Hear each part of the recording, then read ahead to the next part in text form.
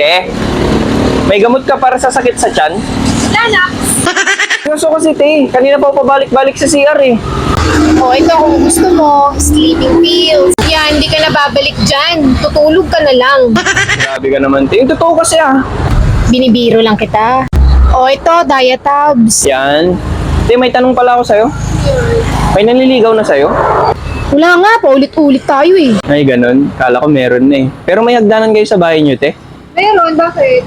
Akyat sana ako eh. Akyat ng ligaw. Gcash pala ako, te. Papadala ka? Ay, hindi. Sa'yo lang ako magpapadala.